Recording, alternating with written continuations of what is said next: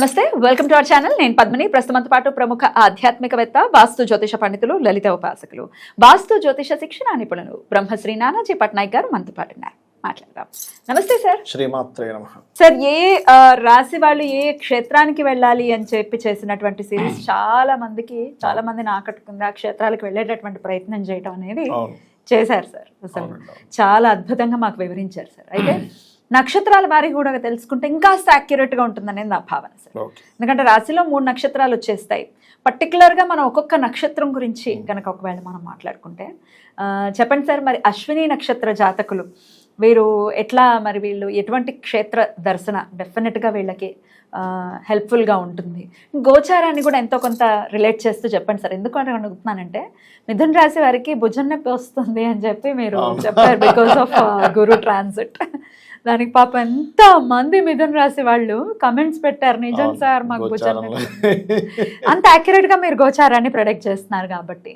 అశ్వినికి ఇప్పుడు గోచారం చెప్పండి సార్. చెప్తూ ఎటువంటి క్షేత్రానికి వెళ్ళాలి, అంటే ఇక్కడ నుంచి చూసుకుంటూ ఒక 6 months అశ్విని వాళ్ళకి ఎట్లా ఉంటుందని చెప్తూ అప్పుడు క్షేత్రం చెప్పండి. అలాగే తప్పకుండా అండి. అశ్విని నక్షత్రానికి అధిపతి కేతు మీకు తెలుసు కదా. అయితే అశ్విని నక్షత్రం వాళ్ళు నేచర్ కనుక చూస్తే అన్ని ఫాస్ట్గా వాళ్ళని ఉంటుంది. వాళ్ళు ప్రతిదీ ఫాస్ట్. పక్క నుండి ఎవరైనా స్లోగా చేస్తుంటే తీసే నేను చేస్తాను అంటారు. అశ్విని గుర్రం కదా, ఆ తత్వం ఖచ్చితంగా వాళ్ళలో ఉంటుంది. ఓకే. అలాగే అశ్విని నక్షత్రం వాళ్ళు ఏంటంటే తొందరగా ఆధ్యాత్మిక సంబంధించి తొందరగా కనెక్ట్ అయిపోగలుగుతారు. అవునా? బికాజ్ ఆఫ్ చంద్రుడు కేతు నక్షత్రంలో ఉన్నాడు. కేతు ఆధ్యాత్మికత కారకుడు కదా. అందుకని వాళ్ళకి ఆ హెడ్ పార్ట్ అశ్విని అంటే మేషం అనేది హెడ్ పార్ట్. సో అందుకని వాళ్ళకి ఈజీగా ఉంటుంది. అయితే అది ఎంతవరకు ముందుకు వెళ్తుంది ఏంటంటే మిగతా గ్రహాలను చూసుకొని చెప్పాలి. ఓకే. అయితే ఈ అశ్విని నక్షత్రం వాళ్ళు ఇప్పుడు జనరల్గా మనం మేషరాశి వారి ఏ క్షేత్రానికి వెళ్ళాలంటే దత్తాత్రేయుడు, దక్షిణామూర్తి చెప్పాం కదా. ఆ దక్షిణామూర్తి ఆలయంలో కూర్చొని లేదా వీళ్ళ ఇంట్లో ఉదయం నిద్ర లేచిన వెంటనే ఒక్కసారి ఆ దక్షిణామూర్తి ఆలయంలో గణపతి పూజ చేసినా వీళ్ళకి అద్భుతమైన ఫలితాలు వస్తాయి అశ్విని వాళ్ళకి. ఎందుకు అంటే నక్షత్రాధిపతి కేతువు. ఇప్పుడు చాలామంది నక్షత్రాధిపతి మాకు కేతువు కదండి అందుకని నేను వైడూర్యం పెట్టేసుకుంటా అంటాడు. నేను అనేది ఏంటంటే నక్షత్రం ఫలానాది కదా అని రత్నం పెట్టుకోవడం కాదు. ఆ రత్నం ఎంతవరకు పనిచేస్తుంది అంటే కేవలం మీకు మెంటల్ పీస్ ఇవ్వడం వరకే పనిచేస్తుంది. కానీ ఆ కేతువు గనక వాళ్ళ పర్సనల్ చార్ట్లో ఇప్పుడు అశ్విని నక్షత్రంలో పుట్టారు మేషరాశి, కానీ కేతువు వెళ్ళి స్పాయిల్ అయ్యాడు అనుకోండి, అప్పుడు ఆ రత్నం పనికిరాదు. ఇంకా ఇబ్బంది పెడుతుందా? ఎక్కువ ఇబ్బంది పెడుతుంది. ఇది తెలియక చాలా మంది అశ్విని నక్షత్రం అన్నారు, నేను వైడూర్యం పెట్టుకున్నాను కానీ చాలా ఇబ్బంది వచ్చేసింది అంటారు. ఎందుకంటే ఆ కేతువు శనితోనో శుక్రుడితోనో లేకపోతే పాపకర్తిలోనో అలా ఉంటాడు, నీచపడే ఉంటాడు. సార్ పాపగ్రహాలకు కూడా పాపకర్తలు ఉంటుందా సార్? ఎందుకు ఉండదు? శుభగ్రహాలకే అనుకుంటున్నా. ఓకే. పాపగ్రహానికి కూడా పాపకర్తలు ఉంటుంది, ఉండదని ఏం లేదు. అంటే 2 పాపగ్రహాల చేత కాస్త ప్రభావితం అయింది. అది శాండ్విచ్ లాగా అయిపోయింది. ఇప్పుడు ఎలా అంటే మీరు ఇప్పుడు అడిగిన ప్రశ్నకి నేను సమాధానం చెప్తాను.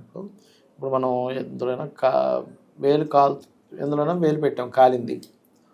ఇప్పుడు ఎనువును పెట్టినా కూడా కాలుతుంది, ఎనువు కూడా వేడెక్కుతుందిగా. అటువంటిది సిమిలర్. కాబట్టి కాకపోతే ఏంటంటే శుభగ్రహం సఫర్ అయినంతగా పాపగ్రహం ఎక్కువ సఫర్ అవ్వదు. ఆల్రెడీ స్ట్రాంగ్ కదా, కాకపోతే శుభగ్రహం ఎక్కువ ఎఫెక్ట్ ఇస్తుంది.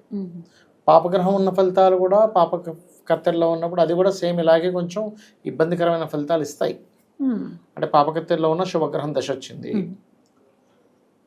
అంటే మంచి జరగాల్సింది ఇరుక్కుపోయింది అన్నట్టుగా వస్తుంది. ఆ చెడు ఇంకాస్త ఎక్కువగా చెడు జరుగుతూ ఉంటుంది పాపగ్రహం పాపకత్తెల్లో ఉన్నప్పుడు. అదే.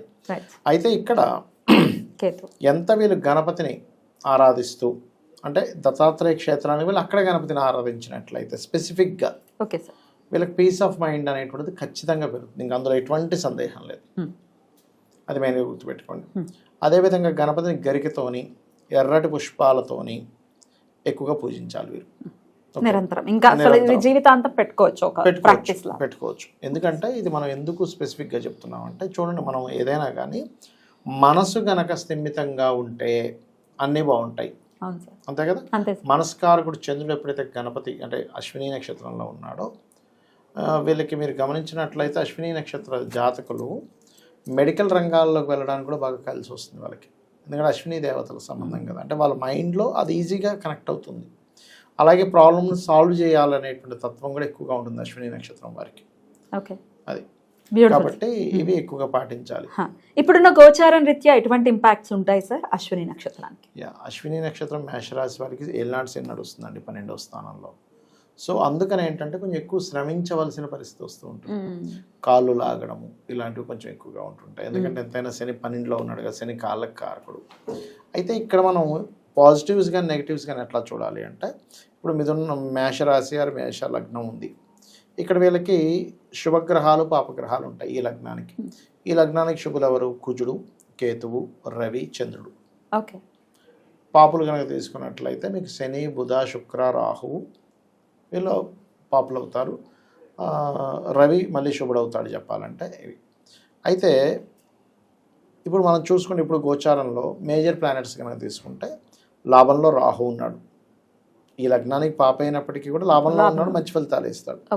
పంచమంలో కేతు ఉన్నాడు. ఈ లగ్నానికి శుభుడైనప్పటికీ పంచమంలో కేతు ఉన్నది. కొంచెం ఆధ్యాత్మిక చింతనిస్తూ కొంచెం సంతానం విషయంలో, ప్రేమ వ్యవహారాల విషయంలో కొంచెం ఎడబాటిస్తూ ఉంటాడు. ఇక నవంబర్ 25 వరకు. శని ఏళ్ళనాడు శని 12లో నడుస్తూ, గురువు శుభగ్రహం 4లో ఉంది. సో శుభగ్రహం 4లో ఉన్నందుకు ప్రాపర్టీ మూలంగా లేదా వాహనాల మూలంగా, ప్రయాణాల మూలంగా ఏదైనా ఒక అంటే వీళ్ళకి అసెట్స్ మూలంగా కావచ్చు, వాహనం మూలంగా కావచ్చు, లీగల్ రిలేటెడ్ మూలంగా కావచ్చు ధనయోగాన్ని ఇస్తాడు ఇప్పుడు ఉండే కండిషన్లో. ఓకే. కాకపోతే ఇక్కడ మనం ఎప్పుడూ కూడా ఒక గ్రహం ఒక ఇబ్బందిని ఇస్తుంది అనేది చెప్తుంది, నువ్వు ఎలా నడుచుకోవాలో చెప్తుంది, నువ్వు ఎలా నిర్ణయాలు తీసుకోవాలో చెప్తుంది. 12వ స్థానంలో ఉండే శని ఏం చేస్తాడంటే, మీరు లాంగ్ టర్మ్గా ఉండే ఇన్వెస్ట్మెంట్స్ చేయండి అని చెప్తున్నాడు అక్కడ మేషం వారికి. సో వీళ్ళు అర్థం చేసుకోవాల్సింది ఏంటంటే, ఓకే లాంగ్ టర్మ్ ఇన్వెస్ట్మెంట్ చేయాలి. అయితే ఈ అశ్విని నక్షత్రం పర్టికులర్గా అశ్విని నక్షత్రం అయినందుకు పంచమంలో కేతు ఉన్నాడు కాబట్టి డెసిషన్ మేకింగ్ విషయంలో మరింత జాగ్రత్తగా ఉండాలి గోచారంలో. తొందరపాటు నిర్ణయాలు పనికిరావు. 5th హౌస్ డెసిషన్స్, ఆలోచన విధానము, రాజకీయము, రాజకీయాల్లో ఉండేటువంటి వారు తొందరపాటు నిర్ణయాలు తీసుకోకూడదు. ఇవి పర్టికులర్గా గోచారంలో చూపిస్తుంది చెప్పాలంటే. అయితే వీళ్ళు దత్తాత్రేయ క్షేత్రంతో పాటు గణపతి క్షేత్రాలకు కూడా అశ్విని నక్షత్రం వాళ్ళు వెళ్తే చాలా మంచిది. అద్భుతం సార్. అలాగే దత్తుడి యొక్క కృప, అలాగే గణపతి యొక్క కృప ఖచ్చితంగా అశ్విని వాళ్ళ మీద ఉండాలని మనస్ఫూర్తిగా కోరుకుంటూ ఇక నెక్స్ట్ వీడియోలో భరణి నక్షత్రం గురించి తెలుసుకుందాం. Thank you sir. నమస్తే. శ్రీమాత్రే నమః.